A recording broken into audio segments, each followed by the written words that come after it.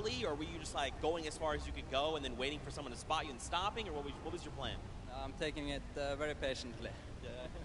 All right, now over to you guys. What do you guys think of this game mode? Has it been everything you thought it's been? Yeah, it's great. We had a game plan. We definitely did what we came to do, and that's what we expected. So. Very well executed. You did not lay an egg. All right, final question for you. I want to give you the chance to tell the world, you know, all the fans something. What do you want to tell them? Thanks for the support from Spain, for the other world, and my team is it's good in this mode, and will we win the next match? There you go. The excitement is real. Gentlemen, congratulations. Best of luck going forward. We're sending it back your way.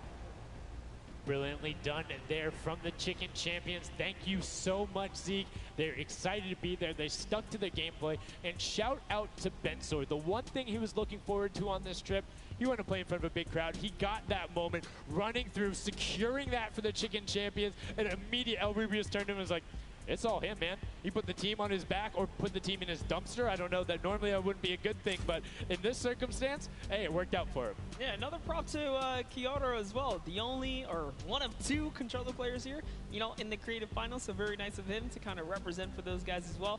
And again, just showing that he's got the moves out there. He had the moves, was able to find the right angles, and now we've seen some developments from match 1 to match 2. Yep. What was the big thing that stuck out from you that was different? In that last one, honestly, finally seeing someone pick up those 2-point props, right? Using those are points right there. But with that, we'll jump over to Bala. We'll take a fun look at some of the things that developed in our last few moments. Thank you so much, guys. Yes, the Junkyard Juke is developing nicely. Everybody's starting to figure out what all the different tools and props they have available to them. So with that, we're going to hop into some of the tips and tricks that I've seen from the Junkyard Juke so far. We can roll the clip right now as all these players. The first thing I want to point out is there are these springboards. Unfortunately, Dan Yen gets picked out of the sky there. Not too happy about that. But moving on to Tomoya using the statue. This is one of the interesting scores I saw with the statue. Those higher point objects being useful. Scissors here with the springboard. The recovery and just barely doesn't get into the incinerator at the last second. And then here we have Tomoya, we have, again, just an awesome run towards there, looking like a scene out of everybody, you know, crossing the street at the same time. Here's Dracius hitting some amazing shots through the black. And then he just continues shooting, just hoping that he can get a shot. This is the other team, the Cuddle Crew, doing the same thing, but then also synchronizing, making sure they have coverage on all angles. Finally, Tomoya made some amazing calls. We'll listen to them in a second, but this is what he did. Always timing it perfectly so that he can get in and make sure that his teammates also go at the same time and make it into that incinerator. So we're gonna head and listen to what those communications were like from Tomoya and team. In this one, they made sure the countdown was perfect. 1, 2, 3, 4, 10. I got 10. I got 10. We are 10. We are both 10. 1, 2, 3, 4, 5. Tap. Oh, they kill me. If they don't kill me, I score 10. Don't 1, 2, 3, okay, I got 5. 4. I got 10. No, he killed me. Oh. We are strong team. Yeah. I scored 0 in the second round. That's the problem. I scored 0 in the first one, so. Like, we are all close points. There you go. The Funky Fighters, you know they won the first Silver Llama. We're going to see if they can win the next one. We've got one more match here on Junkyard Juke to go, and we'll see who will come out on top with the Silver Llama from this. Guys, back to you. Thank you so much, Bala, for that great breakdown. Listening in the comms, that's one thing I hadn't considered. I always just kind of like, yeah, it's going to come up now. But these guys all on comms talking, have one guy counted out. That guy's just like a metronome. Make sure he has it on the dot every single time. Brilliantly done from them. But will they be able to take back that top spot? We've seen them do it. If they can grab that Silver Llama, they'll be in such a good spot. But right now, they aren't seeing the same success they saw before. Yeah, you want to get the Silver Llama, but to get there, you got to make a new strategy. I think that right there, there was a lot of information in that bit right there. You kind of noticed the team synergy, and he said something very important in his interview there. Talked about being patient. You really have to be patient. You can't let the frustration get to you. We saw Scissors very expressive on the cam. Just, it's hard to get the point through, and that's what I talked about before this whole thing started. I said, trust me, this is a lot harder than you guys think. You might just, you know, oh yeah, I'll turn it into something and run it through. Nah, man, you're gonna get shut down. But I mean, it's just like, if you think about it, it's the mental aspect that really comes with it. If you're able to frustrate somebody else, then they're that much more off their game. And these guys are all great at that, coming through from some of the Death Run qualifiers. It makes it that much harder. But thank you guys so much for joining us here. And again, don't forget, there is a fantastic, awesome event-specific merch starting here right now, today on the 26th. You can also get it on retailrow.com. Make sure you celebrate the event. Remember it, grab some from your friends, your brothers, your family, people who couldn't be here, and celebrate the first ever Fortnite World Cup. Yeah, you saw some of your favorite pros and competitors here rocking that new swag. Definitely loving it. All types of collaborations going on here. I love it when Fortnite releases new gear, you know? It kind of allows me to always spice it up. I'm always a fan of anything Fortnite swag. That's pretty much like 98% of my wardrobe at this point. I mean, love the logos, love the bright colors, but enough from us. Match 3, set number 2, the final one on the original version of Junkyard Juke before we see the remix later on. Are you guys ready? That's right. And let's begin. The first round is on their way. Match number 3, set number 2. Who will be able to incinerate the props the most? Who will push out to the lead? And can anybody upset the Funky Fighters who took that first lobby? You need to make sure they don't get this one here. And basically, everyone's first place. Yep, you can see there, Taldeck did land a shot straight through the curtain. Very nicely done. Another kind of lane, right? You want to look at your lane, see which lane is available to you that's easy to maneuver the objects you want to bring through. Clitex, for example, here is using a bear. There are no bears in this section, but he says, you know what? It's all good. I can sneak this around. So the big thing with the bear, though, that you don't really consider is the coloring of the background. You're in the junkyard. You're a little bit in one of those desert biome situations. There's a lot of kind of muddle grounds and oranges around there. It makes it that much harder to stick out. However, if you if you're grabbing the snowman, you're just really flexing on everyone. It's like, yeah, I'm a snowman. I'm a snowman in the desert, and I'm going to score on you. That's pretty hilarious because, you know, we haven't seen anyone pull out the weird objects in the back end for good reason. There are a couple other fun ones back there. If we get a pan around later, you'll probably notice a big old snowman or something like that. But with all this money on the line, there's no way anyone has time to play around like that. You can't play around because every single one of those runs matters. And right now, we see Sunshine Soldiers swapping over. They've already put in 2 2-point props, so you need to be slightly more efficient on those runs, but good job getting on the boarding consistently. And as we say that, 5-pointer goes in, boom, they're ahead of the Funky Fresh, who have had a singular 10-point run. So trying to get every possible point. It's all about min-maxing efficiency. Honestly, the Little Warriors are doing a great job at defending here. They all have a ton of eliminations. Taldeck at 6, Taco at 5, Kaz and Ninja both tied at 7. That is pretty good. They're shutting down all of their lanes. These guys are not here to play. Remember, as you're a guard, you don't accumulate any points, so it's good. They're knocking this out the way, and they're doing a great job defending. Keeping them out, making sure you find the right lane angles, and also sometimes just putting shots out in the right spot. You just need to be able to consistently deny as much as possible. And Taldog, that was sick! I was like, are you behind that? Yep, what's that? Didn't see that there before, didn't see that either. Taldeck doing a good job so far, spotting things through the curtain. Let's see if he can find another here with a random shot. Oh, something landed. That's why you don't want to hit those spring traps there. They make it so difficult when you're a larger object coming back down because it's just so much motion on the screen. When everything else is still, if you see that thing falling through, like, it's an easy shot. And particularly for all of these players up there. I mean, Gotaga and Crew, everyone on Raven's Revenge, him, Magma, RTA, and Chappie, all have been able to hit their shots. And then, I mean, Little Whip Warriors is a team of hit your shots. That's right, and there it is. Last opportunities to make a point have just concluded, and that was the first round. There are 4 of these, so we're going to switch up the guards now. Little Whip Warriors get a chance at, you know, trying to earn some points, and as do the others. The next round will begin. That dragon's so cool.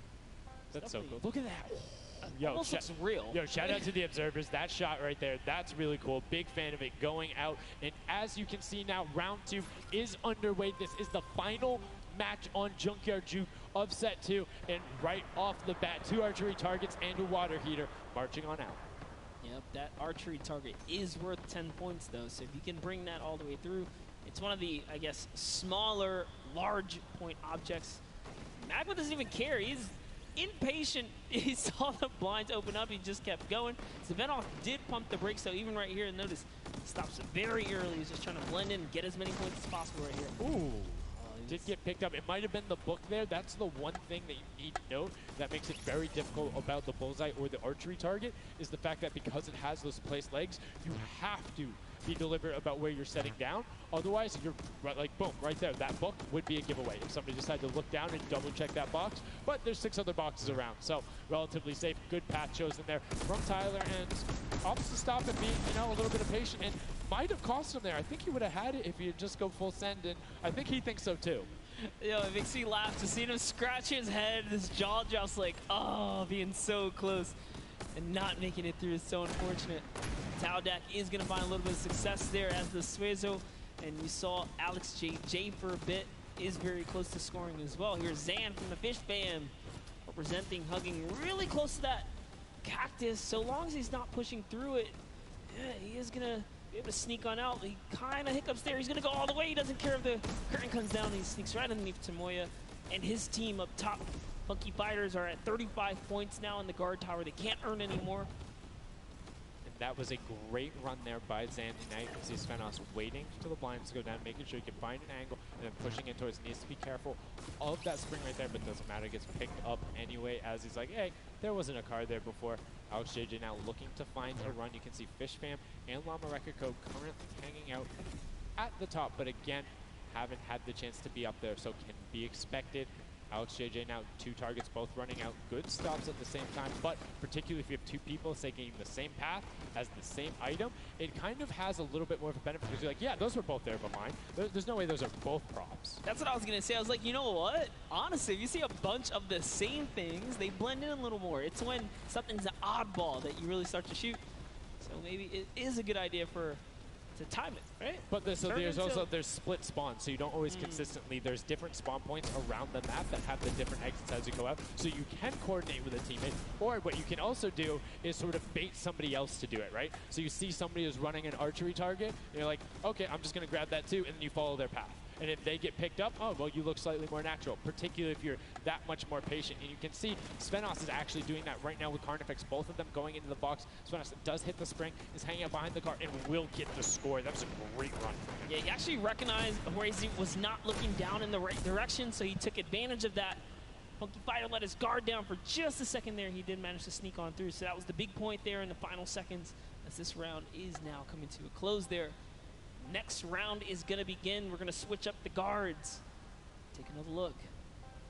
No dancing, just props and shots going out from the guards. Round 3 kicking off in the final match of set 2 at the Creative Finals. Who will be able to take that second silver llama? And right now, you see Bensor is going in for the 10-point prop right away. Kutu does get the Mimic, but then opts to go for a different route as players are starting to feel a little bit of the pressure here. You can tell they need to score points. It's the first time we're starting to see some gnomes out there and another teddy bear on the run. That's right, Kantaka representing here. He's putting himself straight behind every object that he can. I love that they're using the smaller objects. It's so much easier to score with those. When you bring those big ones out, it really is hard. He actually put himself inside the truck. You see that? He's following Kuto so close here. Just got to use him as bait, really. As you get behind him, he's safe. Yep, because they don't think they're going to fire twice in there. That's the benefit of it. But right away, you see Kaz, Taco, Chappie. Great little run there from the Little Whip Warriors. That's going to push them back into contention. There's 65 points currently, but a dumpster going in from Hand of Blood. That's another 10 points for Llama Record Co, pushing them up to 90. And they were the winners of that first match. So if they can hold on, they know they'll be the guards in the final round. They need to build up as much of a lead as possible here. Carraro actually has 15 eliminations, so he had a super successful guard round, but the Chicken Champions need to get picked up here. They need these points. And there it is. He's doing a lot of work for his team, showing that, hey, I can push this up here too. Just going to go ahead and take that 5-pointer, throw him right over the Fish Fam now.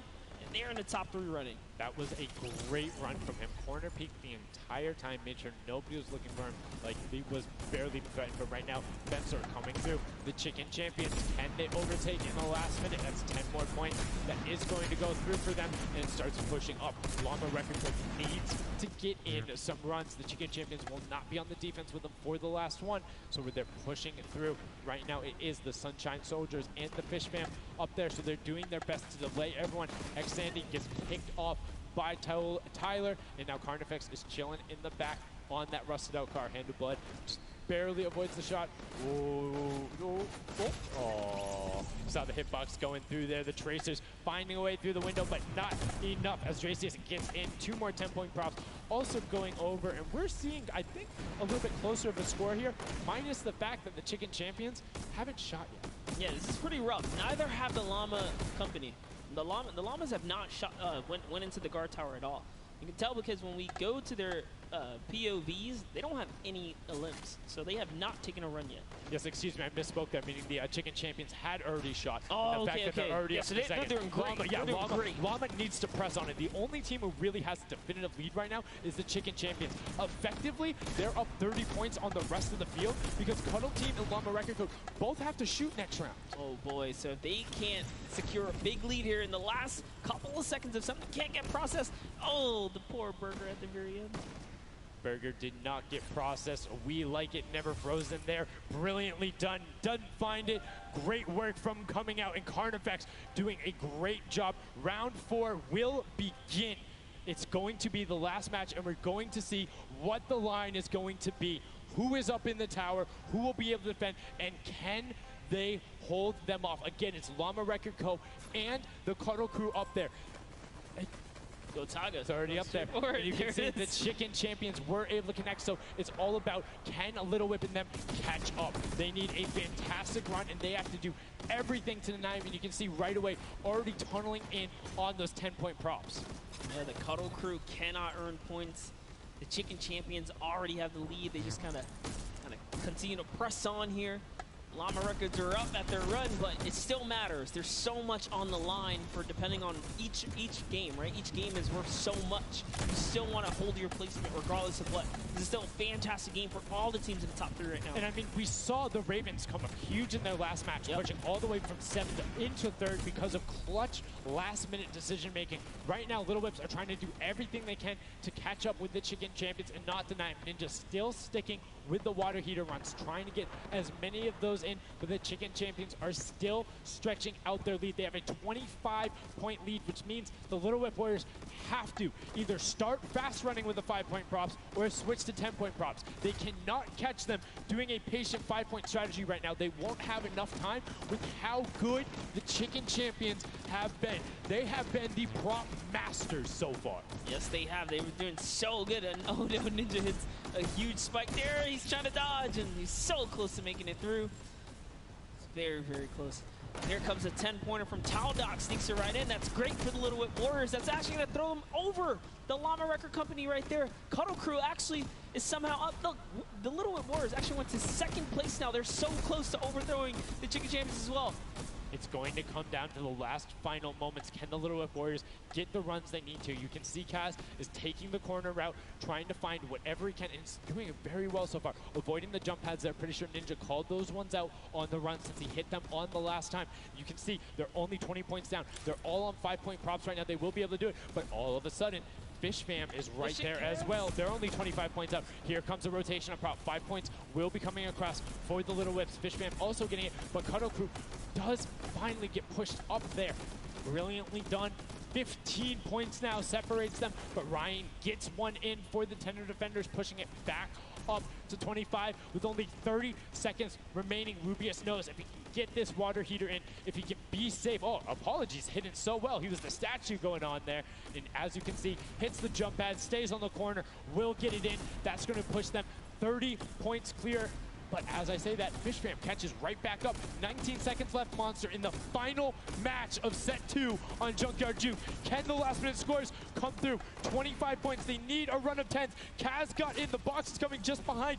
FishFam gets picked up. The Chicken Champions have done enough to round out the final match. Brilliantly done in match 2, repeat at match 3. They are the Chicken Champions. Excellently done, and they defended their crown. That's right, and you have to give props to everyone else that managed to kind of hold a top 3 lead, especially right there in those final moments. Little Whip Warriors, the Fish fans really coming up at the end there, you know, bumping up their prize earnings, because every round everyone's a winner, but you can earn just a little bit more. You can win a little bit more. Yeah, it was just brilliantly done there. And these are actually the creators who helped with this. Brilliantly done from them. Some fantastic gentlemen. Thank you guys all so much for your help in making this mode come to life. Some fine gentlemen up there. The creative builders were at that game jam out there, spent hours and hours, and it really blows my mind to see what they're able to do in this creative mode. Because, like, I'll go in, I'll play some stuff. Yeah, I think I'm pretty good. And they're like, oh, yeah, after 20 minutes, I have this full game mode. Here's how the scoring works. Here's the barriers. I'm like, and that's the magic of creative, right? These unlimited possibilities, really, when it comes down to coming up with these game modes. We've seen tons of fun ones obviously develop, not only for, you know, the creative kind of fun side of the community, but the comp side as well, right? There's plenty of great game modes out there. Yeah, shout out to all the guys out there playing Storm Wars. We know you guys enjoy it, but that was a fantastic way to close out set number 2. And a brilliant, honestly, I enjoyed Junkyard Juke. It was fun to see kind of the definitive playstyles come out. Patience ended up being key, but players started finding the diagonal runs, knowing that, like, hey, I'm going to stick with the statue because this is my comfort, or like, I know on this run I can be blocked by this tree and this dumpster, and I only show myself once. But again, brilliant from the Fish fam and Little Whip Warriors to push up and pass those guys in the last moments, pushing them into the top 4 and earning just a little bit more of that prize money. That's right, because they want it all here at the Fortnite Creative Finals, and it's going down. So, you know, you love to see it. We've seen a series of, you know, I guess, different people succeeding, right? And all of these, the Chicken Champions really kind of came out. Well, that's what, again, I love about all of this and about creative. There's so many different skills that Fortnite isn't all about one individual thing. You see these guys, and what they're doing is incredibly well. Able to execute the game plan, talk with their teammates, come up with something new, and the Chicken Champions elevated. They were clearly better than the rest at Junkyard Juke, but the question is, will that continue when we get into the Golden Games? Right now, we're going to get a chance to speak with the Chicken Champions, who's up top with Pooks. Pooks, what do you got for us? Thank you so much, Sundown. I am down here with the Chicken Champions, who surprisingly didn't fly the coop. They put on an absolute clinic today in the creative trials. I'm here with Rubius. Now, you guys won the last game as well, so 2 in a row. You guys had a pretty great strategy. Do you want to kind of talk me through that a little bit? Oh, what can I say? It's the power of Norway, the power of Spain, and the power of Detroit. Like, we're crushing it, and we're a chicken, so we're good at hiding. Like, we're not good at shooting and stuff, but at hiding, we're the best.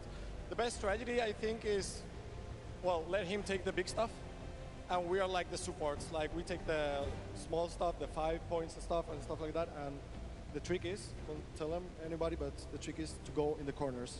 Like, no one is watching the corners. It's insane. So no one is watching the corners. I hope all of your competitors did not hear you just say that. Now, he said that you were in charge of taking the big items. Does that put a little bit more pressure on you? No, it's good. It works good, so.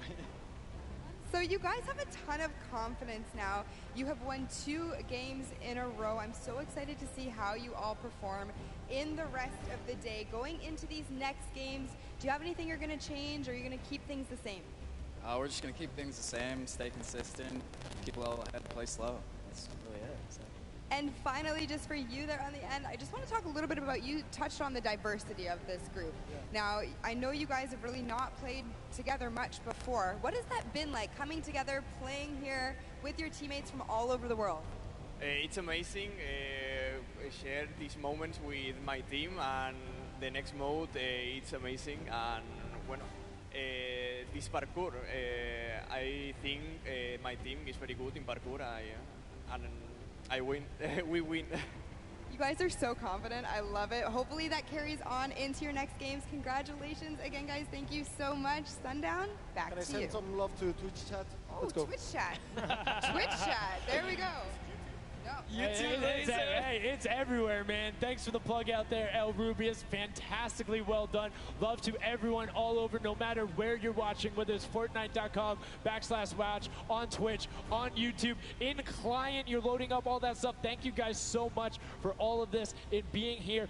Set 2 is done. It's wrapped up. But, I mean, we saw a big shift in the gameplay. We saw a lot of different changes going on, and it's going to be interesting to see what ends up converting into the Golden Games when we see a little bit of a remix on it. Not going to spoil any surprises. I know, it's fine. But I'm just curious to see who is able to then take their gameplay and enact it when you get to think on it. Because you get to then process and be like, okay, we were this close. We were right there. If we had maybe like a little bit more aggressive, or like maybe if we were a little bit better on defending, or maybe one person picked a different lane, the result could have been different. And these guys have been so good at adapting to the circumstances that I have no doubt that the Chicken Champions aren't just going to comfortably sit on top. Yeah, not only that, they gave away some strategies, so we'll see if Bala outside can, kind of break that down and see if he can give us a little more insight on everything. Thank you so much, guys. The action is heating up. It's also heating up outside. Trying to cool off a little bit here at the Fan Festival, but awesome games of Junkyard Juke. And Chicken Champion seems to be racing away with this one. We're going to take a look at some of the moments from that last game and how they won. So here, first off, just having a good time in the front, and also maybe flexing a little bit their trophy that they may have just secured in terms of a llama. We'll find out that later. But their strategy the entire time, they said it before in the last game, they're just trying to go for the high points. They're just trying to score these, at least getting not those 2 points that Monster was advocating for, but go for the statues, go for the boilers, all those things that net you tons of points, and that's how they came out to a lead. Here it is again, them just cheering on. We have the reactions from the Chicken Champions on their win as well. Nice trophy lifts. Maybe they'll be doing that later on here. The statue using that to get above the opponent's vision, their field of view, so that they can't see, they can't hit their shots, and the reactions of the win. Just bliss as they win their second game there on Junkyard Juke. Absolutely amazing stuff, guys. I can't wait to see who's going to earn that and who's going to continue on towards their path to the Creative World Cup champions. Thank you so much, Bala, for that in-depth analysis. Now, I know you guys want to see the standings. We want to see them as well. Unfortunately, there was a slight little hiccup. We want to make sure everything is right, because this is a huge moment for all of these guys up on that stage. So while we sort that out, we're going to go to a quick break, and when we come back, we will have the standings after set 2 and then move into set 3, which is the world premiere, never before seen world run. So if you need to go do anything, go do it now. Take your bio breaks, take care of everything you need, and then we will be right back.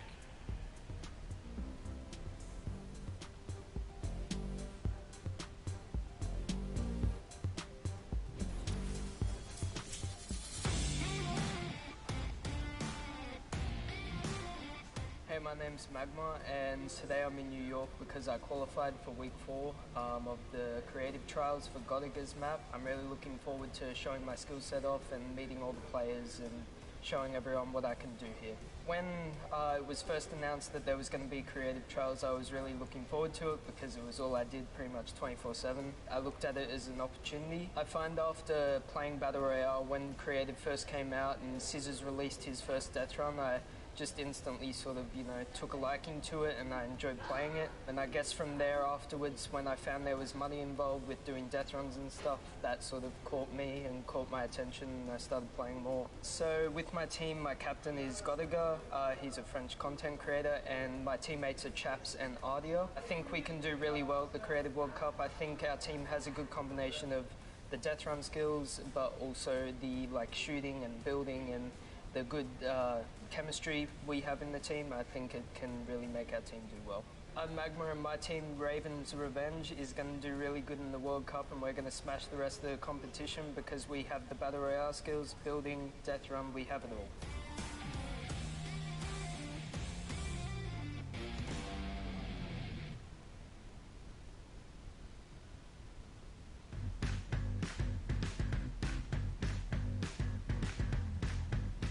I am here in the production pit. I am in engineering row right now. I am joined by my friend Peyton, and he does the robotics. Let's talk a little bit about that. What do you do specifically here? We have a bunch of robotic cameras around the arena that we shoot different angles from, and we're able to pick up shots of the players that are playing the game. We also do a lot of crowd shots, so we're able to shoot the audience and get some really great reacts for both the stream and for the front of house feeds that go up on the screens. You guys heard it. If you're out in the crowd this weekend here live for the Fortnite World Cup, show us some energy because Peyton is going to be looking for your reactions, and you could end up on stream. You want to play with it, see how it goes? Of course I do. That's not even a question. Like, I'm so into this right now. This is amazing.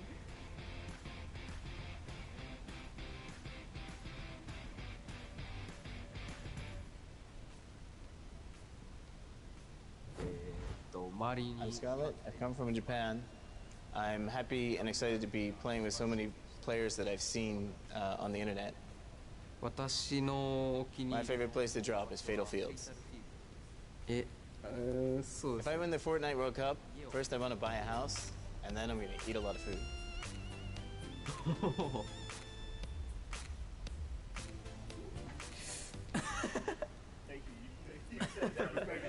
So heavy. World Cup 本戦. I'm definitely going to win the Fortnite World Cup, so keep cheering for me.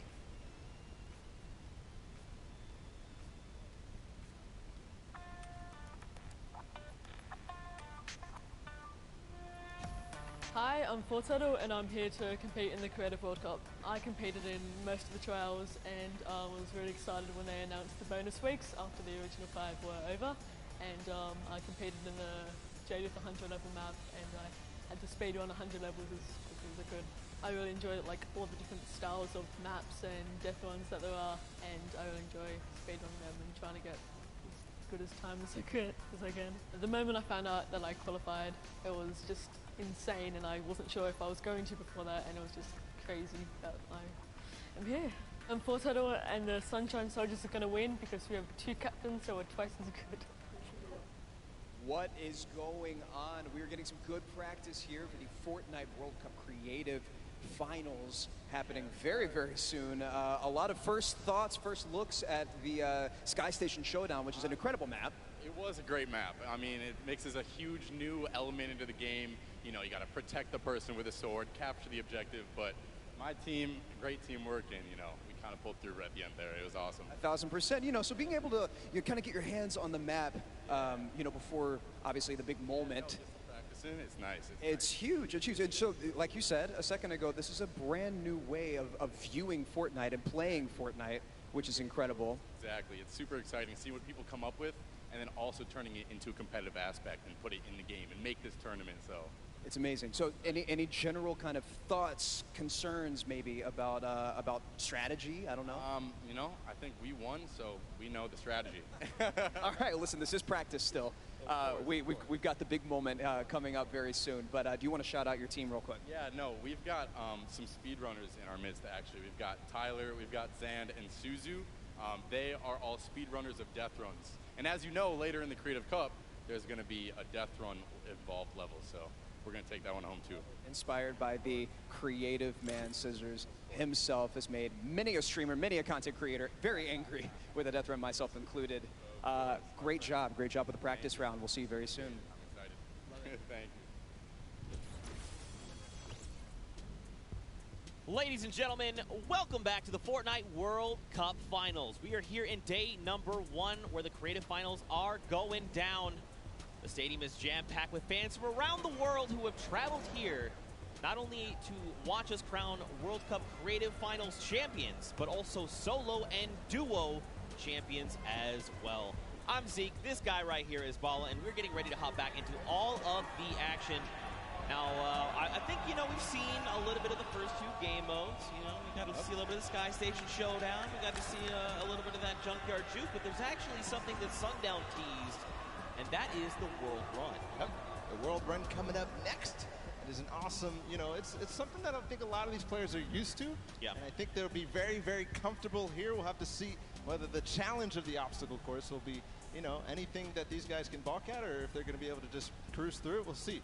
It's going to be fun, though. Well, it's going to be really interesting, right? A lot of these players are very familiar with death runs, and it's very, like, mechanical, right? Yep. If you know how to execute, you can get through these obstacles, but you have to kind of get your eyes on them first, figure out how they work, and then make it through. So I think it's going to be very interesting, very fun for everyone here, and all the players as well. I'm hoping to see someone make it to the end. I don't know that anyone will, though. Well, We'll there's see. 30 coins, and from what we've seen in practice between us and other people, it's very difficult. So we'll see. We'll hop into the overview and stuff like that later, but just to give like some examples of the things that there are, there's the trap, trying to trigger them, making sure you move. Impulse grenades are in play in this. There's some lava, all sorts of treacherous things you have to get across in this world run. A lot of Neo jumps as well. And again, massive shout out to the 17 content creators that helped put these maps together. Mad props to you. You know, their hard work is being shown here on the stage, and these guys are at home, here, of course, playing it as well. In case, you guys forgot, I'm Zeke. This guy right here is Bala. We're getting ready to jump into these next few matches. We'll get you guys up to speed with all the format and all those things. You kind of tease it, but we'll get there in just a moment. And very quickly, the Chicken Champions were actually the winners for set number 2, Junkyard Juke. Let's take a look at them right now. They were overall victorious of that last set, and there you go. The Tender Defender is there in person to congratulate them, Bala. Rubius and his team, they worked hard for it, and they are the victors. Yeah, and warming up for the next run, but they know now they earned the Silver Llama for that set, so it's 1-1. Woo! Chicken Champions are earning their Silver Llama right now. They're surprised because they were getting ready, but here it is. Rubius is like, wait, do I actually get that? Is that actually mine? Yes, it is. Yes, it is. So, they are the current set winners. They have a Silver Llama for themselves. So that's now 2 different teams that have a Silver Llama. With only a few set matches left to go, I believe, if the Chicken Champions can secure themselves a second Llama, that would be huge for them and their team. But we'll have to see how things go for them. And the timing of the Silver Llama couldn't come earlier because they're about to hop in. This is definitely a booster for them in terms of their emotions, in terms of their confidence going into the world run, because it is precise, it is difficult. You have to make sure that you hit it, otherwise you're wasting time. It's going to be a race between these guys to get as far in as possible, so that confidence boost is going to help dramatically in this last normal set here. Yeah, for sure, and it is actually a race, the world run. It is similar to a death run with a bunch of obstacles. Let's go ahead and talk about that and everything that surrounds it. So there's actually 30 coins in the map. Whichever team gets all 30, the fastest or as many as possible until time runs out will be the victor for that round set. Like I said, these are insanely difficult obstacles. I'm going to be honest. I'm going to be forthcoming. I'm going to be vulnerable with you, the Fortnite fan. Listen. Uh-oh. The farthest I got was 14. It's not bad. Okay. It's actually really difficult, and I'm by no means a death runner. By no means. Are the best of the best. These guys are going to fly. In terms of Death Runner, in terms of this map specifically, it's going to be absolutely awesome. We're going to go ahead and take a look at some of those obstacles right now. So go ahead.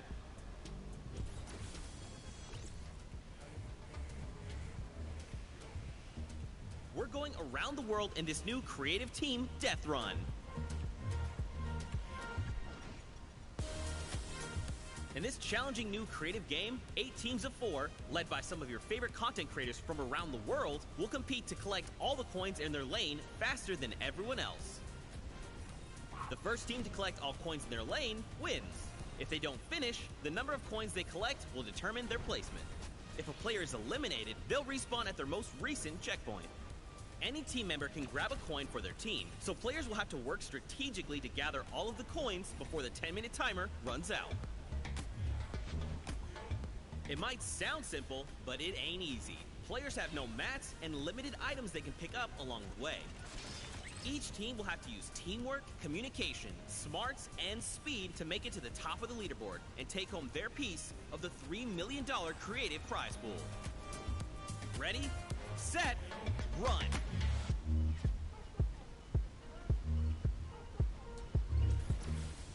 Zeke, I do not know how you just did that while you were here. That did not sound like you here at all, and I didn't see your mouth move.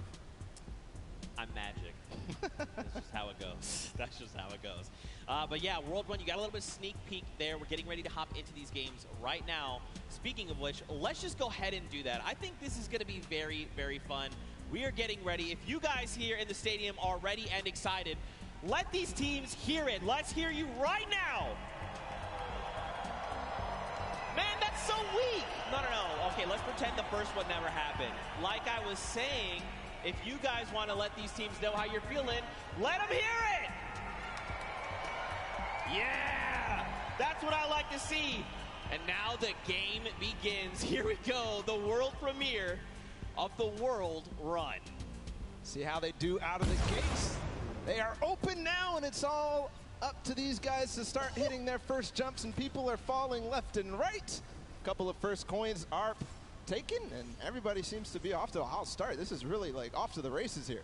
Man, Turtle and Zan are already flying through these first set of challenges. Again, you know, these are the very, very top of the best of the best of the creative world, right? They've worked all 8 qualifier weeks long. They've made it through with their team captains, and now they're here. So once they figure out these obstacles, be prepared to watch them fly through them. And the first couple are relatively simple. Here's the double doors.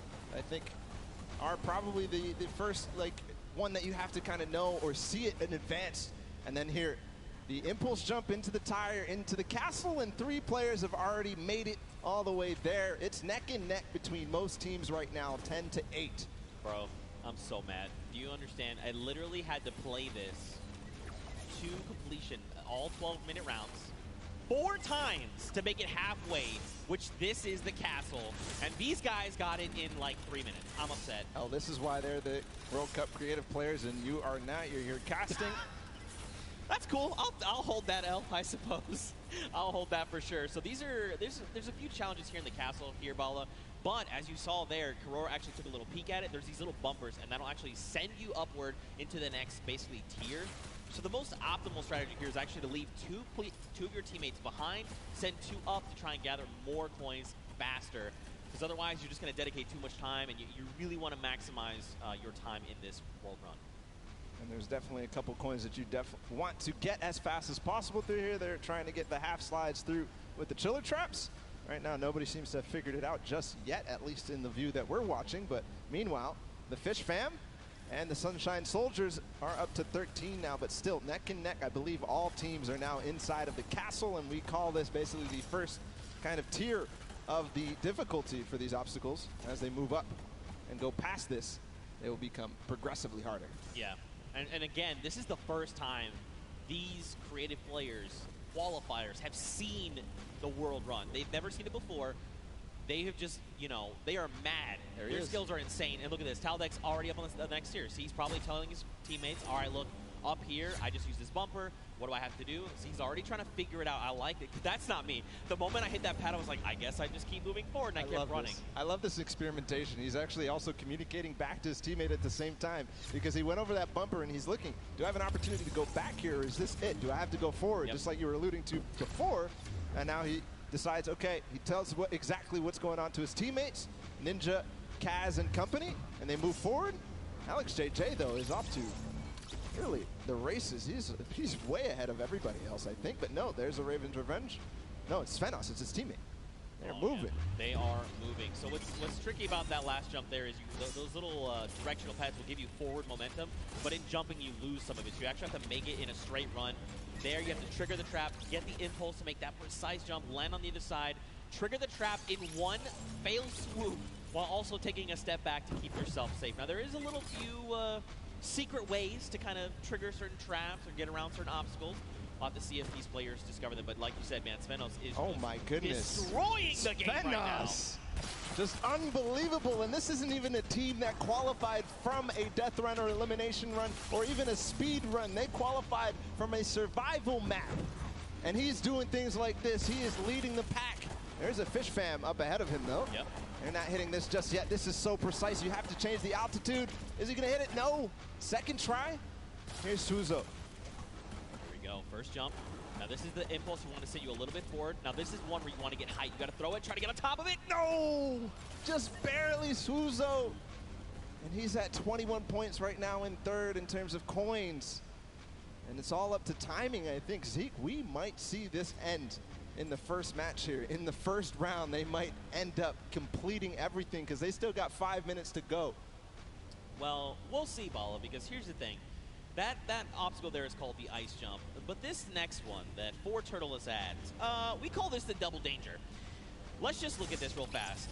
This is really tricky. He already knows. He's already downloaded. He already knows what must be done. So you actually have to double hop, double bunny hop, land on the edge, take a step back, trigger the trap without being eliminated, right? Then you can walk up this small ramp. Then, depending on how you want to go about it, you can just go forward. Yes. He actually makes... Okay, I'm upset. Third try. I'm leaving. I'm done. Fortturtle. And he gets the coin in one swoop. Oh, my. But one thing, we have to look at the scores right now. 5 minutes to go. Fish Fam is at 26. They only have 4 coins remaining. But everybody else is starting to fall behind. We're starting to see the Fish Fam come way out above here of the rest of them. That's because they probably have the majority of their players through. The majority of the players are collecting those coins. There's Fortturtle. He makes it through the double danger, collects the coin. Now, what do you do from here? They get up. Man, this guy is absolutely insane. There it is. And you know, for Fortturtle, it's funny because he's just excited about being here, able to compete on the stage in front of thousands of people and all of his peers. And bro, he is just slaying it right now. Oh, you gotta be careful. Okay, all right, yep. Everything's fine. Now you gotta make the jump. You got the one hop. You gotta be careful. That is... Gotcha! That Get is in trap, difficult. baby! That is the first time I've seen that. I've seen the theory. I mean, I've heard it theorized, but I haven't seen that yet. But Fish Fam, I was wondering. It's Scissors and company. 26 points. They're not at the same point that the Sunshine Soldiers are at, but they're at 26 total, the entire team. They have clearly synergized with Scissors here, but looks to be that even the Ravens Revenge are stuck at 26, so this might be a difficult one to get past. Yeah, this one, so the tricky bit about this one is there's actually no checkpoint in between here and where you need to get to. That's what makes the double danger, that double dangerousness. 26 points across, and there's only about 3 minutes left, so these guys really have to focus up, try to get through.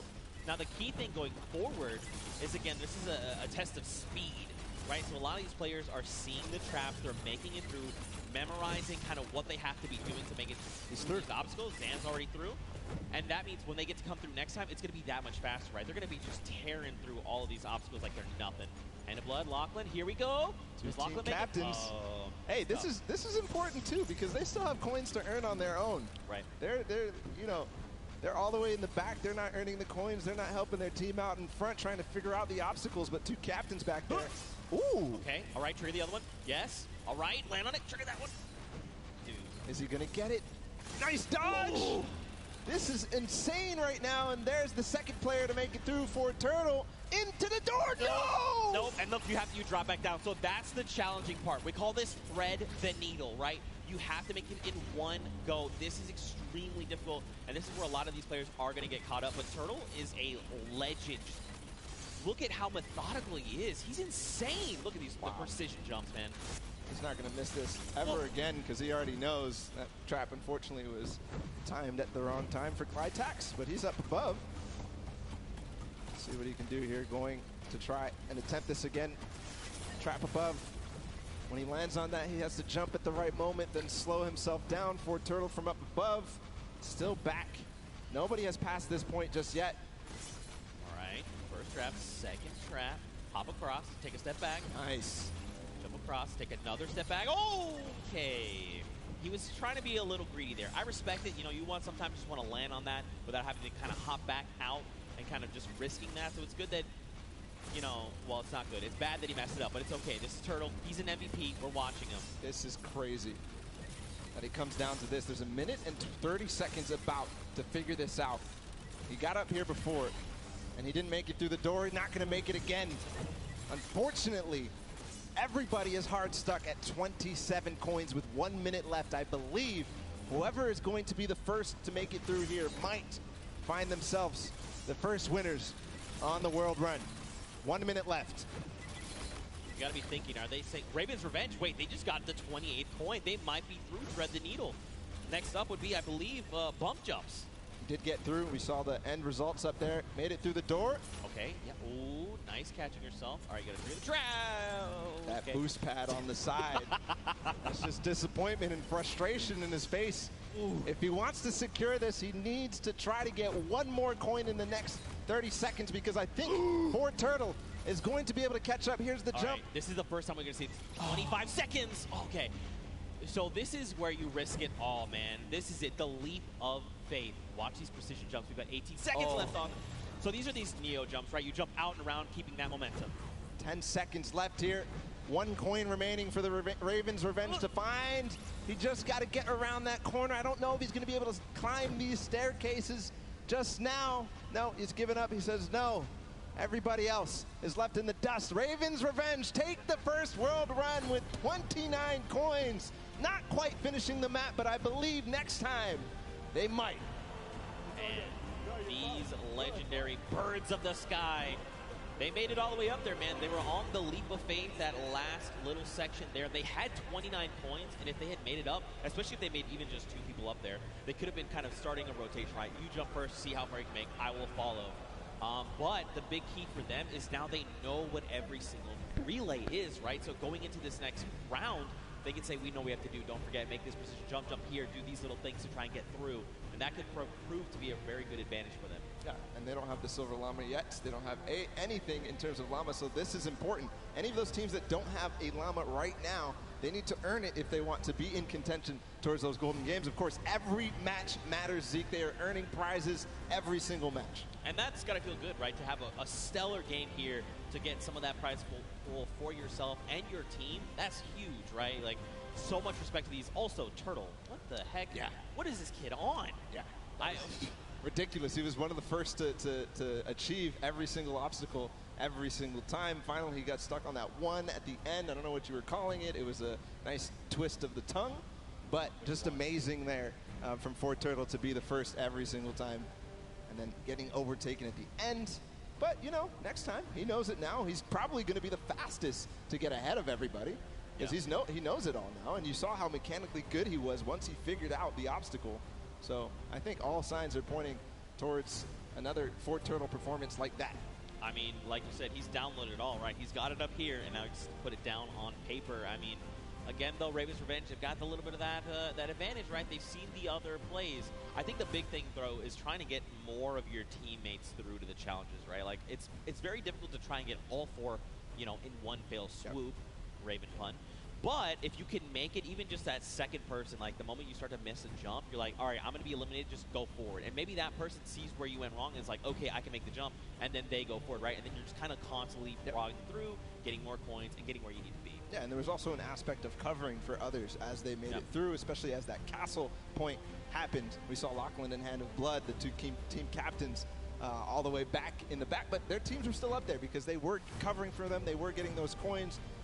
But next time, they definitely need to be trying to make the effort to get all the way through and collect those coins as time progresses. Yeah, for sure. You know, I think what would be only fitting is to hear from one of these teams. Specifically, I want to hone in on the Cuddle Crew. We've got none other than Monsters standing by with them to hear their thoughts. What happened here? Okay, yeah. All right, so here we have it, Lachlan. I know, I've heard from the grapevine, these guys and yourself actually qualified for the creative finals through a death run, and boy, oh boy, I just got to know what happened here. How did this translate? This is a death run. What happened, Lachlan? Look, the qualifying map was a bit of a puzzle death run, so, you know, they had time to work with it. It was our first attempt running through, so it was a bit rough. I don't know if you guys caught me sitting on like an impulse level for like 10 minutes, but that was fun. So we're not going to do that this time. Clytak's over here. He's our designated carry, so hopefully he can carry us harder in the next round, and yeah. I hear that. I hear that. So now I got to come this way. Lachlan is dependent on you guys. What was going on? Was the death run, did it catch you by surprise, or was it just certain tricky moments that kind of choked you up and had you hung up there? There was a bit of confused in the castle because I didn't know where to go, and then the impulse jump at the beginning it just messed me up a bit, and at the end I didn't know where to go. It's just a bit confusing. And I have one more question here. So you guys have not seen the death run prior to this. Do you think that kind of held you back? And if you have another run at it, which you will, do you guys think that second time around you'll kind of have the strategies down packed? And I'm going to come down here with this. Yeah, I think that the first time around is always the hardest because, you know, you're kind of going into this environment, you don't know where to go, But the second time around, I think we'll be a little bit stronger, and hopefully we get better time. Absolutely, I bet it. So once again, this is the creative finals here. You guys, like I said, Lachlan pulled through with the puzzle death runs, but just showing the difference here. So we're going to send it back up to you guys at the desk. And again, thank you. You know, Lachlan, you are good at many things, but apparently you're showing the world you're not the great at impulses. But it's okay. You're going to have another shot and showing them that the original thought we had is wrong, because I know you can do this. I know you can. We had a chance to talk earlier, and you were like, bro, I'm the best. And I was like, I know that. Show everyone that. You just got to show them, Bala. You know what else we're going to show them? We're going to show them the standings after that first game in this set right now. Who ended up where in terms of the prizing and where they are on their journey to the llama at the end of the set. So it's Raven's Revenge obviously in first. They earned themselves $55,000 and that much closer to the silver llama. That's right, but don't forget, Funky Fighters and the Chicken Champions both have those silver llamas. That is going to be a massive determining factor in going forward. You know, if you're Raven's Revenge, you are absolutely looking to try and snag that silver llama if possible, because that's going to put you in contention, right? Then you have to set your eyes on the gold llama for the tiebreakers. But all in all, to be able to kind of come through and win that prize money for you and your team is massive. They have confidence, right? And again, I think the only other team that stands right in their way right now is Fortnite. This guy is a maniac. He's showing us that he is. Let's see if that happens here in game number 2. The Sunshine Soldiers fell short, but Fortnite showed us all what he was made for. And I think we're getting ready to go into the match. As all the players are loading up right now, there's the Fish Fam, Scissors and company. They're all about to start. The gates are about to open. Guys, let's hear it for them.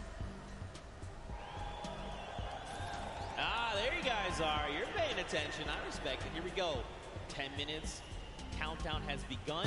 The gates are open. And now here we go. Fusey is first out of the gate, immediately just flying. You can see this is completely different than before, right? Before, people were kind of taking their time. Hey, what's this? I can't see where this ledge. What's going here? Let's sit here and inspect everything. That's not the case now. Everyone is just flying through these obstacles. Yeah, a couple of these guys have not gone down yet. Here's Magma making his way through with the Ravens Revenge. This was the team that came out on top and was the player that led them all the way up to those treacherous stairway that we saw at the end there. Almost getting up around the corners. And here it looks like we are almost to the castle for Turtle. And this is the player we were talking about so much, Zeke. That's right, man. A legend in every way of the word. Stewart almost making the jump for the Sunshine Soldiers as well. Unfortunately not. So this is this trap, this obstacle, very precise jump. You actually have to impulse a very specific way, at a specific angle, at a specific distance away from you to make it all in one jump. You can also, I hope they're not listening, but you can turn around and actually impulse backwards, right? So you face away from the tires and impulse yourself backward while jumping. Again, even doing that though, very precise. You know, you have to make sure you're doing this in one go. Look, Hyozi's already here. He's already trying to collect the coins. Already towards the half pipes in the castle. Wonder if he already triggered all the traps down below and grabbed that coin, or if he's leaving that for another teammate. Gonna grab that coin perfectly. Nice job by Hyozi. Now he's moving up even further. No, he's gonna go back to get those traps. He made it. There you go, Suzu. Nice. All right, trigger the trap. Take a step back. Impulse forward. He's already too shallow. I mean, look. Through the castle. Yeah, I'm actually surprised. So don't forget, the castle is open. So once you do make it to that halfway mark, you can just send someone forward, right? Like even if you're the first one and you're really confident, you can say, "Hey, Bala, I know you made it first. Just go up to the next round. I'm gonna stay behind. I'm gonna pick up the coins, right?" So quite a bit of teamwork going into this. But look along the way, man. These jumps are crazy. Suzu, what are you? Okay, what a legend. What a legend. Showing everybody that he can hang. He's led on the team of Scissors with Fish Fam. We saw them not too far in the prizing. 18 points right now. They're leading the way, but no, it's actually Fortnite again. Already towards these varying distance impulse jumps. And is he going to first shot it? No, not exactly. But you know he's going to hit it on the next time. Yeah, absolutely. Again, you know, this is kind of one of those things. The more that you do this, the easier it is the next time around, right? Once it's like you throw it here, you're like, nope, that's not correct. This might be it. Okay, closer. I like it. Will he make it on the third jump? Don't forget though, we got the Funky Fighters at 20 coins. We've got Fish Fam at 20 coins. Sunshine Soldiers, they need to try and pick it up. Here we go. Nice, but get across. Nice. Perfect play from Fort Turtle. Now towards the lava jump and what you were dubbing as double danger. So you get a first shot. Does dodge the traps. Okay. This is from where he went last time. Gets the coin. He's going to double back. First try. Oh my goodness. He went through those. I would have gotten scared there, but no. Fort Turtle knows exactly what he's doing.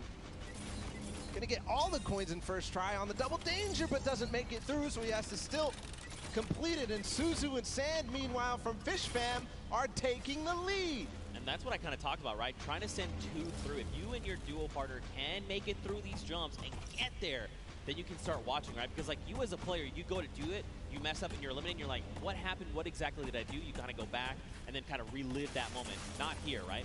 This is the moment that they were all stuck on for so long. Suzu knows it now. He's not going to hit the first time. Zand also attempted it at the same time. Not going to work out just yet. Here they're going to give themselves the opportunity. Suzu trying again. Triggers 2. The third, yes. The jump. Right, yes. Nice. Oh, and Zand. He was worried there that he might have pushed the door off. Not sure if he made it. I don't see him falling down. Yes, he did make the doorway, and now he's back towards this thing where he has to go under at the same time as triggering the trap. He does it. He's back to the stairs. The Fish Fam only need 1 more coin, and they're about to do it in 5 minutes. It is so fast here. The last time we got here, it was 1 minute and 30 seconds. So 1 more coin for him to complete the map. He makes it farther than any player has yet so far. Where's the next pad? He actually found it first try. I don't believe it. No, that was not where you got to go. You got to go back inward. It's okay, though. He's going to get another shot.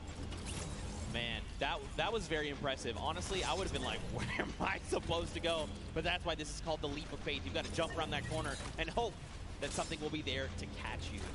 Faith he has. And with 4 minutes and 50 seconds to go, not a single person, not a single soul in vision. He's going to have plenty of time to work with. We'll see if the Ravens' revenge can repeat and get back to where they were, but it looks like Sand is also going to join as well, but no, he falls just before. Yes, Tyler too. So the Fish Fam is coming through in big numbers at this last leap of faith. And you know what could be huge here for Fish Fam? If they can make it through the leap of faith and they can actually get this coin, they're going to stop the timer, right? So less time that everyone else kind of has around to observe what's going on and try to get this practice in, the better. Here we go. Nice. All right, you got to jump in and out and around. Out and around. Yes, use the wall. Okay. All right. Yeah, look around. Uh-huh. Yes. All right. Okay. All right, here we go. This is it. Last jump. And he needs to hit the coin. This is going to be it. No, he didn't touch it. Just barely missed there. Finally hits the bouncer, and he's gone. There it is. The first players to complete the world run in 5 minutes and 52 seconds. An unbelievable time compared to what we saw last time. But still, the remaining teams have to battle it out. Back to the Ravens' revenge. They're still on the double danger, and they are going to get through. He has to hit the door, though. Oh, he almost fell all the way back down. Here we go. Not finding the speed, not finding the bounce there. Threading the needle. No. Oh. You hate to see it. Now, don't forget, remember, Ravens Revenge was the first team from last round. They made it here, and they're already kind of right back where they need to be. You've got the Sunshine Soldiers also going for the leap of faith. But look at how many coins they have, right? In theory, they should be at 29. This should be the last coin that they need to pick up. But someone hasn't picked up coins. Now, where? I'm not sure. But that could make or break their performance right here. That absolutely could. We know Sunshine Soldiers had a great performance last game. Fort Turtle has completed the map. If you see him up there, he's just watching on down. But the Ravens' revenge seem to have completed just a little bit more. Everybody now, I think, going to be trying to attempt these last couple of jumps. And they must try to complete the match. But important to note is the Ravens' revenge in second place right now. They need 1 more coin as well. That puts them in a huge advantage for that Silver Llama when we go into the third game. What just happened there with Stewart? He just climbed to the top with the tires. That's right, the secret tires. See, these are little things you discover as you're... Oh, it's okay, Stewart. Don't worry. Take a deep breath. Line it back up. You got this. 2 minutes left on the clock, Bala. Taga all the way in the back. He's catching up with his team. He's going to hit that. Can he hit the last one? He lost a little bit of speed, but he does. So he's joining up. Maybe he can collect any coin that he missed. No, it's actually going to be Arthur up here. he's got to finish the leap of faith as well. So a number of teams here. Man, you got to think, if you're everyone else, you've already seen the Fish Fam stop that timer at 5:52, right? Just under 6 minutes. So you're thinking, we have to go. We have to be hitting these jumps, and that's just applying more pressure, right? Especially with a crowd here roaring as well. You know, there's all this pressure on the line. Nice jumps here. All right, keep looking around. Yeah, you see it right there. Bounce off the wall, out and around. Oh! So difficult. So challenging. He's learning the reasons why right now. He's going to continue to get more attempts. Meanwhile, the Funky Fighters have gotten their last coin up to the final one. Kuto being the player who gets there. He's on the leap of faith as well, so it's just head-to-head against these two. And this is very important for Funky Fighters. They need to stop Raven's Revenge. If anything else, getting second obviously important, but also because it's head-to-head against Raven's Revenge, this is such a meaningful final jump.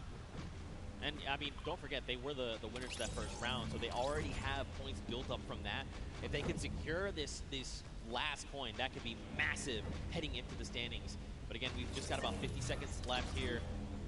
You can just tell they're just trying to hit these jumps with everything they can. Okay, Kuto, right, a little bit further than we saw him last time. He's got to make the leap. Yeah, this is the one you have to go out and right? There okay, you go. Now the bounce off the wall. Okay. Looking exactly, seeing if there's any more opportunities. He makes it. Okay, this could be clutch. Bounce. This could be clutch here from Kuto. Just gets to the top here, and then he needs the bounce pad. Yes, perfect. Just the coin now. He gets it! There it is. 9 minutes and 23 seconds ahead of the Ravens' Revenge. Still time on the clock, though, for the Ravens' Revenge to collect that last one. And what's impressive, too, is that 2 players have actually completed for it. The players up above, but now the rest of them, 1 second remaining. It's still going to be the Fish Fam, 5 minutes and 52 seconds, who take that one. That second map of the World Run is down and done. Man, mad props to the Fish Fam. They did it in almost under 5 minutes, right? They came out at that 5:25 mark, 5.5 minutes. Now, Funky were right behind them. A little longer, right, at that 9:23 mark, but still, they got all 30 coins. If we have to go to tiebreakers, these 2 teams have 1 more coin than everyone else up at that 29 mark. So that could very well make a big difference heading into tiebreakers. But again, Fish Fam, way to show up. I respect it. It's crazy, the improvement from game 1 into game 2. Yeah. It's just awesome. Ravens' Revenge obviously in the first match coming out ahead, but Fish Fam clearly improving all across the board. It wasn't just one person. It felt like it was the entire team because that time was unbelievable. That's going to be hard to beat. Yeah, we'll have to see who else can do it. Again, you know, Ravens' Revenge had a fantastic showing. Funky Fighters showed up there at the last moment. And then, obviously, the Fish Fam. But don't forget, you still got players like Turtle over on Sunshine Soldiers. Everyone, all of these teams have someone that's going to get them very, very far, right? We've seen that. But now the question is, heading into this next match, what does that mean? Fish Fam have already completed it. Funky have already completed it. Raven have gotten close. Does that mean we're gonna see another 5-minute timer? Could we see it even faster? Good question. And Ravens' Revenge needs to figure out how to end the match. Because if they don't, then they won't be able to get ahead. They won't be able to close out, especially as other teams go ahead. Fish Fam knows how to complete it. They've proven that they can complete it, and Funky Fighters as well.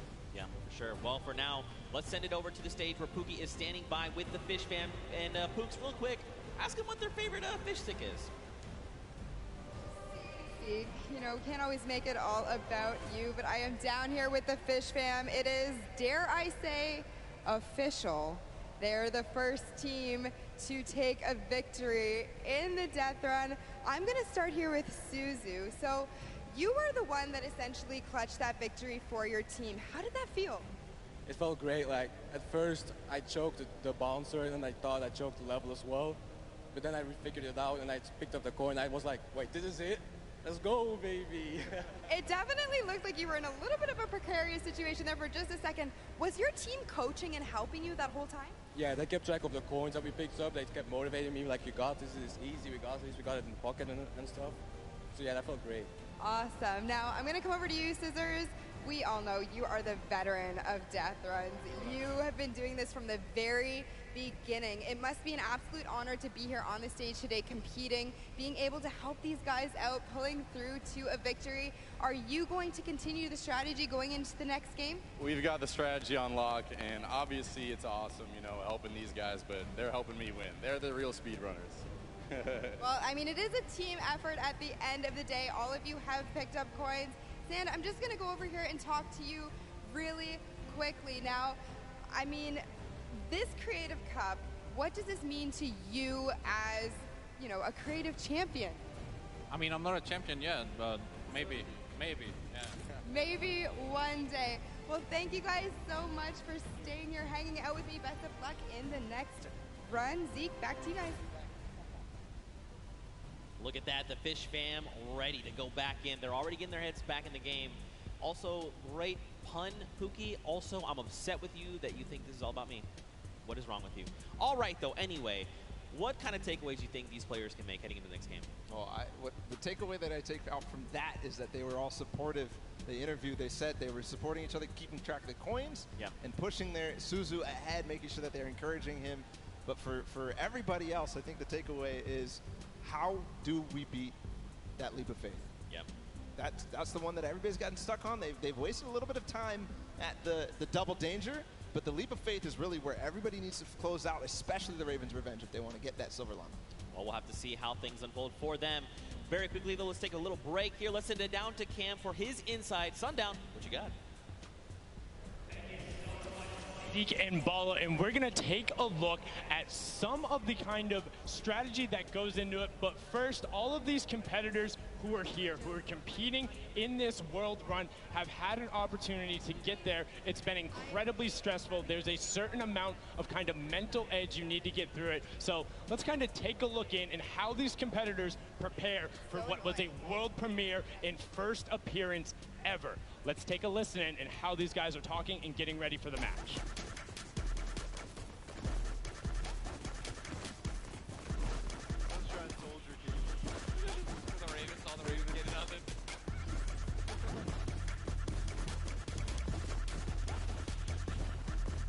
Oh, they only have one llama. Just absolutely amazing there. You can tell Ninja and then the trendsetter right there throwing the peelies in the air, but also big shout out to whoever that was on the llama record co. I saw you there hitting the llama bell. I got you. But now let's get into some of what happened during the world run, some of the kind of cooler straightaways and, you know, some of the tough challenges that you face. So first, right away, here's a run coming out from Chappie of the Ravens' Revenge, and this was one of the first obstacles you hit. So you can see he's on pace with everyone else, but what makes this so great is how efficiently he transfers this over into the castle jump. Is barely able to delay. This is one of the toughest first things to get when you reach it. This is his first time ever seeing this jump. No problem. Hats off to you there. And then what does he do right away? Gets into the trap trigger and he's able to get them. Notice how as soon as he goes, he is quick flicking his camera back the other direction and gets all of those so consistently able to get it. Now, we saw a smashing success on their first attempt. Unfortunately, the Cuddle Crew had a little bit of a harder time when it came to that castle jump. It's okay, this could have been my replay and I wouldn't have been lying. So many of these, they're so incredibly difficult because you think, oh, I want to maximize my height up, but you have to get it out with the correct trajectory. Now you can see Ninja able to get through the speed part of the run and then over the top. This is towards the back half, and look how well he's able to then trigger those traps and get through. But the Fish fam were the ones who were able to make that incredible run on the back of Suzu. Now this was from his first run when the Ravens Revenge were able to get it. And if you look at the timer, next time he faced this, he about finished the course. So an incredible job from him to make sure he is pushing the limit with what they're able to do. And you can also see the level of communications. He knew he messed up right away, and then he immediately communicates to his team. It's like, hey,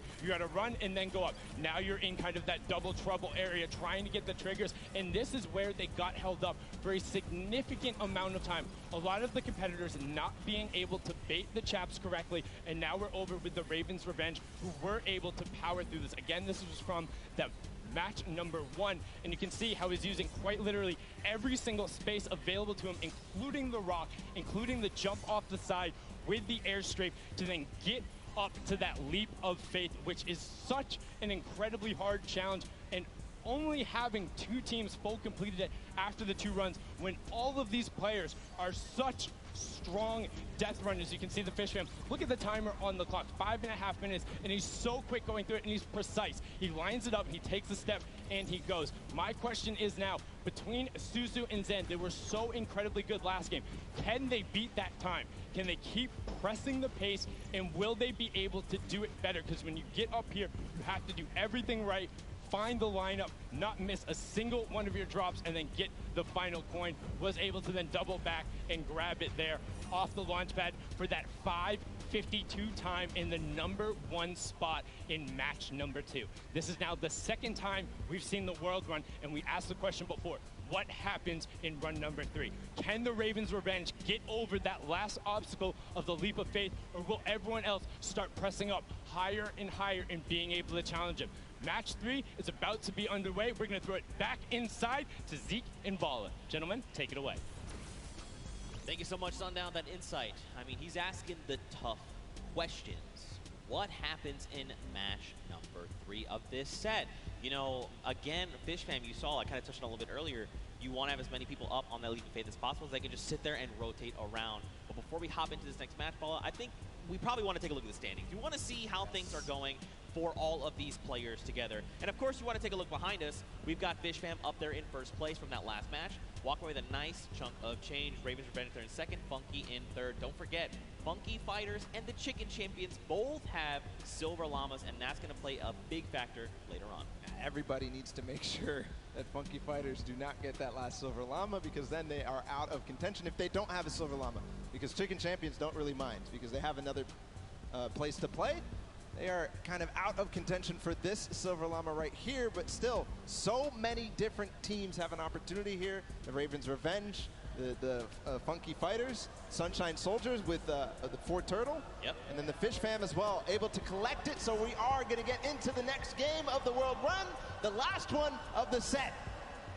Here we go. The timer is counting. We've got 10 seconds before the gates open, and they start the run. Scissors, you can see the focus in their eyes a little bit there of Turtle, and here we go. Ladies and gentlemen, the World Run commences right here, right now. The players are out the gate. Here we go. The first run, Taco, Taldak, they're right out. Ninja falls, unfortunately. So does Kotu. Zan there looks like he's making upper with Tyler. Magma, Kororo, they are just neck and neck. Again, you know, it just goes back to once they figure it out, they're just going full send. I want to see who gets out to the early lead here. Suzo, the champion of the last one with Fish Fam. He's a little bit behind, but again, he has the opportunity to catch up when he starts getting to those more difficult obstacles. Right now, it's not looking like anybody really taking a huge lead, a huge advantage, because we all saw how proficient they are in these early stages. Really, the first obstacle that stumps most people is this impulse jump. That's right. Here we go. Don't forget, this is that precision impulse jump. You can do it forward, you can look away. First jump, unfortunately too shallow there on both sides. And both from the Fish Fam will be going down there. I saw there on the left, there is actually a team that has made it across. You've got Ravens Revenge, who is in the castle. And I believe it was actually the Llama Record Company that are also at the castle right now. Fish Fam, the Cuddle Crew, Ravens Revenge, Sunshine, and the Funky Fighters. And now the Llama Record Company all have 11 coins. See the castle run, how fast they can get through there as a team. Also very important, as most players are now getting through this first difficult impulse jump. Looking for anybody rising up, looking for anybody completing this trap obstacle course inside the castle. If they can collect those coins fast, the players who get fastest through the castle and really collect all those coins are, in my opinion, the people who are leading the pack.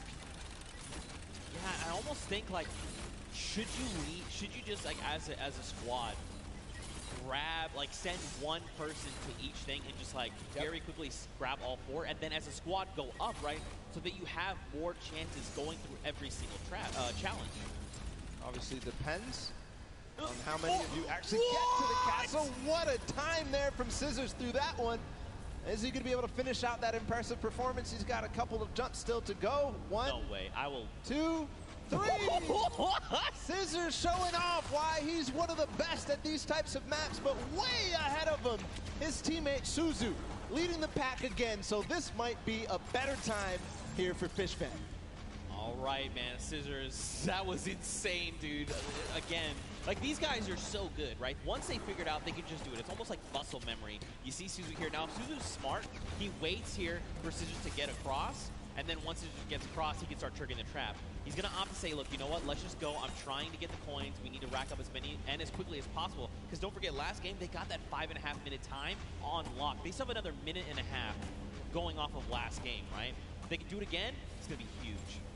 Waiting for the Chiller on his feet to get off before he goes forward. Now he has full reign onto this one. If he one-shots this, he's putting himself in such an amazing time. He's kind of letting his team do the rest of the work. Oh, one shot here from Suzu. Is it possible? Getting through the door? No, just short. Shallow. But he did not go all the way back. He's continuing the recovery on this run. Not quite enough. Man, Suzu putting everyone in his fishbowl, saying, don't worry, fam. I've got this. Gonna jump down, first trap. Second trap, hop across, take a step back. Nice. Oh, there's actually someone else there. Is Scissors there with him? This is huge, though, if Scissors is there, because look, they can hop through together. Suzu can trigger this and then get Scissors there where he needs to go, and then there will be two members trying to get these traps. Unfortunately, too shallow. Making the same mistake there on that bouncer. Speed pad up into the bouncer. You see, he's trying to keep his back towards it so that he can make sure he hits the bouncer on the right point that he wants to. Kind of have it memorized at that moment, but a lot of teams starting to catch up right now, so, you know, starting to lose the pace that they had in the first game. Oh, don't slide off, don't slide off. Unfortunately, slid off. Now look, Sunshine Soldiers, they're already at the 28 point mark. So are Raven's Revenge, with Fishfam right behind them. Everyone else is tied right around 25 coins. Oh, and look, they actually sent Clytax forward. He's trying to make it to the Leap of Faith. So he's left his teammates out behind, saying, look, just gather the coins. I'm going straight to Leap of Faith. That's the 1 point we know we need. Magma up ahead as well for the Ravens' Revenge. And the record of the map by Fishfam has gone past. That was 5 minutes and some. And we're now down to 5 minutes left total. Magma making sure that he makes this jump. He doesn't want to waste time. I think he might have the confidence here. Just got to bounce off the wall. No. Short. Not yet all the way through. If he can do this, he is clinching himself that Silver Llama. Stewart, okay. Yeah, these momentum jumps, very difficult, or neo jumps as they're also called. You gotta be really precise, really, I mean, you have to be very calculated with every single one. You got Chappie over here, you've got Stewart across the way as well. And look, you can see Suzu there too. I mean, there's so many people here that are already at the Leap of Faith. And look at the rest of the teams, right? Even the Funky Fighters, Little Whip, and Llama Record Company, they're at 26 coins. They're closing in on that Leap of Faith. Sunshine Soldiers adding their name to the hat of people who are trying the Leap of Faith. Stewart, not quite making it through yet. Magma right now feeling a bit of frustration. He feels the pressure. He knows that he has to try to make this ahead of anybody else. Clytax has joined the fray as well from Cuddle Crew. So you can see too, like Clytax is, while Stewart is using his camera, while you jump forward, you whip your camera in the direction you want to start moving. Clytax is doing the opposite. He's actually just using the momentum from his movement abilities, just like his keys, to get him where he needs to go, not even touching his camera at all. Two different ways to approach it. They're both about the same. It just depends on which one you're more comfortable with. Magma here. He's in a good spot. Great ricochet there. All right, just take it easy. Nice. All right, good lane. Almost. The tires? He's just going for it. Yes. He's just going for it. Could he be the first one? No, Sunshine Soldiers have actually already done it with a 623, and Raven's Revenge there with the 636. So Sunshine Soldiers sneakily got it, but still a great time from them. Don't forget, the first round, they were the only ones at 29 coins. What a close race, though. All 4 teams who were up there on the Leap of Faith have now completed it. The Cuddle Crew still need 1 more coin to actually finish the entire thing. Clytax feeling a little bit of pressure. He needs to start supporting his teammates. And then the Llama Record Company sitting at 27 right now. I think this is one of the first times we've seen them towards this double jeopardy, towards closer and closer, edging their way at the Leap of Faith. The Cuddle Crew have completed, meanwhile, just past 7 minutes. So the standings right now are shaking up with all of these teams being so close together. Can't wait to see where it is. Still, every single placement here matters. Chicken Champions, Funky Fighters, Little Whip Warriors, and the Llama Record Company all at 27. Who is going to come out on top in this 4-way race? And don't forget, this really does make a difference, right? They're all competing for prize money, so being able to come out ahead of another team, that's going to secure you more of that pot, so they have to be very careful, right? They have the 2 minutes left, but man, to see all these other teams, 4 of them already get that 3rd coin. Like, you know, we saw that first game, it was like, oh man, Raven's Revenge, we only win at 29 coins, everyone else is not even close. Second game, the story is Fish Fam and Funky Fighters. Now, we've got 4 teams that have gotten that 30th coin. Insane, especially how close it is. Like, even look at Raven's Revenge and Fish Fam, right? Just a few seconds difference. And all that could mean a huge amount when we look at the standings at the end of the match. But meanwhile, nobody yet up to that Leap of Faith. Oh, actually, Kuto. We saw him finish the game last time for the Funky Fighters. See if he can do it again. He's got 1 minute and 15 seconds to do it. Came in second, just behind the Fish Fam in their record-breaking run. Can he do it now? All pressure on him. And I mean, you gotta look, right? All of his other teammates are still being eliminated, right? They're trying to get up there because, again, just more shots you can take at the Leap of Faith, the better, right? The more chances you have of securing that 30th coin. So many teams are approaching this Leap of Faith now. You can see in the background, there's at least 3 teams up here total. Could be also some players who have not yet finished the map from the other teams. As Chappie sits there, Chicken Champions making their approach. I'm wondering, Kororo, if you do this last one, you are going to beat out the Funky Fighters. And that could mean huge placement in terms of the prizing at the end of this. 30 seconds to go. All right, wait, he's made it. Okay, look down. Okay, it's fine. Small jump. Got it. Last jump, and he's got the coin too. There you go. So the Funky Fighters finish up ahead of the Chicken Champions. Korora, fortunately, is going to fall shy. But at 29 coins and 5 seconds remaining, I think that's going to be the end there for this. These are the standings as they are. The Chicken Champions come out there. And what an amazing run it was. Wow, 6 teams. 6 teams secured themselves the 30th coin. Night and day situation coming out of that first world run. We got to witness, but look, smiles all around. Again, in case you're just tuning in, welcome to the Fortnite World Cup Creative Finals. These are the very best of the best from the creative side of Fortnite. And they're all joined here by their team captains and facing off for a prize pool. And these games have not disappointed. The World Run, honestly, I take it all back. I thought we weren't going to see a 30th coin. I'm a liar. I don't know what I'm talking about. Nope. They smashed it. These guys are the best of the best. Fish Fam, Raven's Revenge, these guys showed up hard on this world run. Absolutely incredible performances, 2-time finishers all the way through. And now we also have to be able to think about what these standings are going to look like at the end of the day, because it was close, right? Raven's Revenge, that first one, and then getting second, and then getting second again, could mean that they are in contention for that first place here in this set. Yeah, I mean, so Raven had plenty of 29s, right? They came in second, I think, just about every game except that last one. You got Fish Fam. They had the fastest time of 5:25. In that last game, we saw Sunshine Soldiers, though. They had a 6:23. So it depends where they place in those other matches, right? What does that mean for all these standings? Don't worry, we're tallying everything up. We're breaking it all down, and we'll have that for you as soon as we are ready to do so. But man, the World Run was dope. It was super fun. It was like we were like casting golf. Oh, takes a shot, and he sinks it. Sinks it first. Absolutely crazy. The tension at the end when everybody realized that they needed to make that last jump was just awesome to feel. The crowd was feeling it too when you made it towards that last one, when they finally made it through that last tire, or making their bounce all the way through, just like flying through the sky for that last coin. Felt good. It's got to feel good for these guys. Yeah, and I think, too, being able to just, like, key in on different players, right? It wasn't like it was 4 Turtle. We saw in that first run was dumpstering everybody else. Then it was like next game, there was different people that were really showing up. Even that last game, right? Scissors, the straight back-to-back just crushed 3 or 4 obstacles in a row. it was insane. But for now, let's go ahead and send it over onto the deck with Pookie Face. She's standing by with the Sunshine Soldiers. So Pooks, what you got?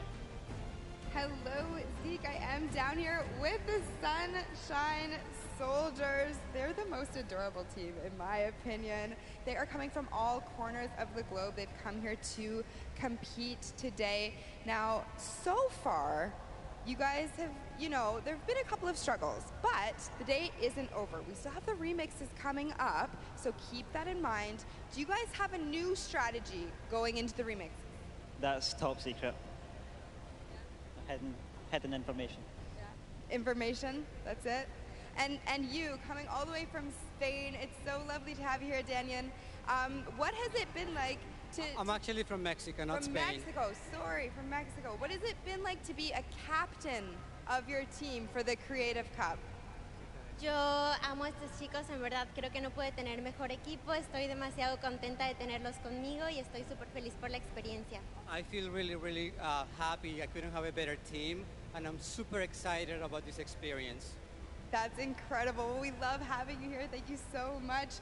And I'm going to come over here and talk to you super quickly. Now, you're one of our youngest competitors. So being here, seeing all of your idols today, that has to be exciting. When you told your family that you were coming here to compete at the Fortnite Creative World Cup, what did they say? They were just super happy for me, and they was really excited, and yeah. Do you want to keep competing in these massive Fortnite events? Do you love this? Yeah, it's really good. And finally, down here at the end. Now, again, all of this diversity is incredible. Now, you're here just essentially to compete at this event, but not only for that, but you're representing your country. So how does that feel? Is that a lot of pressure? Yeah, there is a lot of pressure, and it feels amazing. Even though there's the pressure, it also feels great.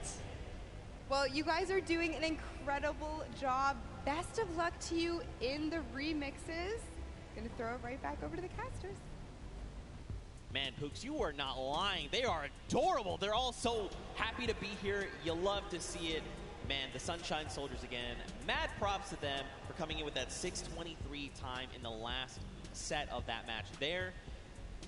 Again, though, 6 different teams. Yeah. All with 30 coins. What does that mean for the standings? That means basically it's anybody's game, right? That just means anybody can take this because everybody really was pushing the pace. Everybody was making sure that they were in towards the top. It was basically shaken up from top to bottom, except maybe the top 3, right? Yeah. Raven's Revenge, Funky Fighters, Fish Fam, all these guys completed their runs and placed highly in the other ones. So I think that they have a good opportunity here, but still, anybody's game, just like you said. Yeah, I mean, for sure. We have to look at things like Raven's Revenge, right? They had fast, they were 29th in their first game at 29 coins coming in first. They had a second place as well, and then they managed to get themselves to 6:36 time. Let's go ahead and take a look at some of these replays that we kind of watch over the course of these games. This one specifically is coming out of the Sunshine Soldiers. They did, in fact, win this last match here. But again, just look at Stewart. Look at the precision again. The leap of faith.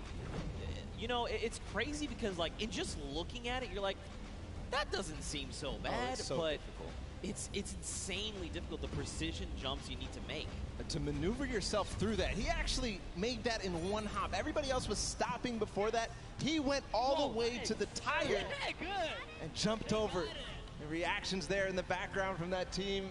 Absolutely incredible performance to come out on top in that one. Just perfect execution on that last one. Yeah, for sure. Especially when these precision jumps, these tight jumps like the one around the wall that you can't even see. You just have to know in your head, I know where I'm going to land when I come around this corner, because it's not something you have eyes on.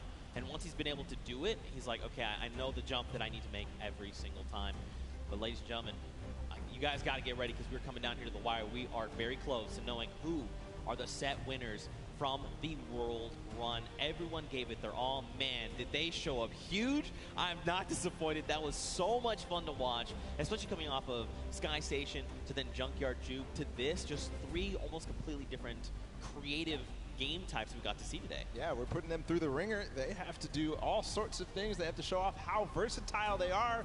And in the World Run, they showed it. All the teams who did compete and play in the World Run to qualify for here ended up showing off really well. Obviously, the Fish Fam with Scissors and company, they had probably one of the most difficult elimination